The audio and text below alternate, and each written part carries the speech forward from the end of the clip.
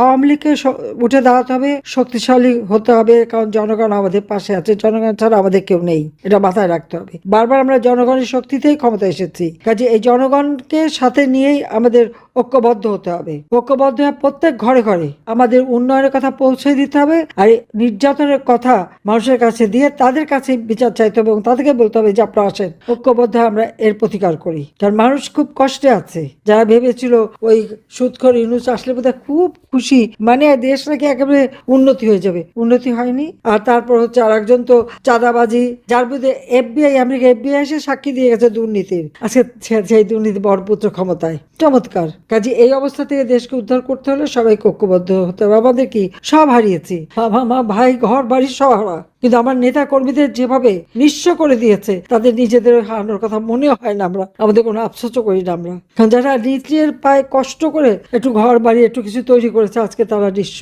মাকে গ্রেপ্তার করে নিয়ে যায়, ছোট্ট শিশুকে সহ গ্রেপ্তার করে, আজকে মাতৃস্নেহ বঞ্চিত, পিতাকে গ্রেপ্তার করে, না পেলে বাবা মা সবার উপরে নির্যাতন করে, বয়োবৃদ্ধ তাদের উপরে নির্যাতন করে। আর ধর্ষণ তো এটা তো তাদের উৎসবে পরিণত হয়ে গেছে, প্রকাশ্যে করে যাচ্ছে, চুরি ডাকাতি ছিনতাই, ঘরে বাইরে কোথাও মানুষের শান্তি নাই। এই অবস্থা থেকে দেশকে বাঁচাতে হবে, তার জন্য একমাত্র জনতার শক্তি। আর একটা মনে রাখবেন যে জনগণের শক্তি যদি আপনার পাশে দাঁড়ায়, তো অনেকে যে যা আজকে বলুক না কেন, তারাও আপনার পাশে দেশে বিদেশে থাকতে বাধ্য হবে। সেইভাবেই সবাইকে ঐক্যবদ্ধ হতে হবে। আর যেখানে যেখানে কমিটি নাই, প্রত্যেকটা জায়গায় কমিটি করে ফেলতে হবে। কে করে দিল সেটা না, আপনারা নিজেরা উদ্যোগ নেন, নিজের নিজের ইউনিয়ন, ওয়ার্ড, সব জায়গায় আওয়ামী লীগ, যুবলীগ, স্বেচ্ছাসেবক লীগ, ছাত্র, যে যে সংগঠন যেগুলি নাই, সবগুলি নিজেরা করে পাঠান যে হ্যাঁ আমরা এটা করেছি, করে কাজ শুরু করেন।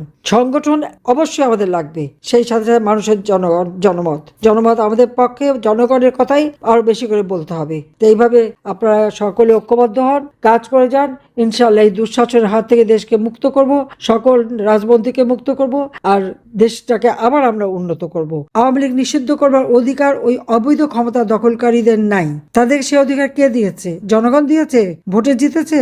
সংবিধান মোতাবেক এসেছে? না, যেখানে দালালি করেছে তারা দিয়েছে, তো সেখানেই যাক। কিন্তু বাংলাদেশে আওয়ামী লীগ নিষিদ্ধ হয় না, হতে পারে না, করবার অধিকারই তাদের নাই, আইনের শাসন নাই, বিচার নাই, কিছুই নাই। তো এই অবস্থা থেকে দেশকে মুক্ত করার জন্য সবাইকে এক হতে হবে, ঐক্যবদ্ধ হতে হবে, কার কি রাগ সব ভুলে যে সব এক হয়ে দাঁড়াতে হবে, যাতে এই অন্ধকার যুগ থেকে আমরা আলোর পথে আমরা যাত্রা শুরু করতে পারি, এবং ইনশাল্লাহ আমরা তা করব। এখন সকলে এক হয়ে এদেশের শ্রমিক, কৃষক, খেটে খাওয়া মানুষ, দিনমজুর সকলকে যোগাযোগ করতে হবে, রিক্সাওয়ালা সকলকে, কারণ কেউ ভালো নাই, জিনিসের দাম বেড়ে গেছে, উৎপাদিত পণ্যেরও মূল্য পায় না, ইন্ডাস্ট্রি বন্ধ, শ্রমিকরা বেকার, কৃষিকাজে সেচ থেকে শুরু করে যা কিছু করতে যাক, ওই চাঁদা দিতে হবে, পয়সা দিতে হবে। চাঁদা আর চাঁদাবাজি, দুর্নীতি আর মানুষ খুন, অত্যাচার, লুটপাট, এটাই তাদের কাজ।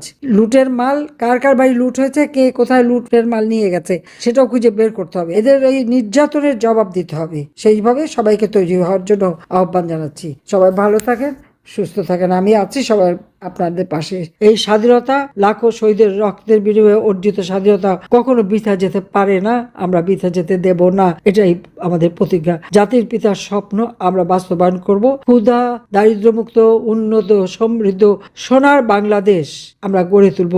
41 সালের মধ্যে স্মার্ট বাংলাদেশ গড়ে তুলব ইনশাআল্লাহ। সবাইকে ধন্যবাদ। খোদা হাফিজ।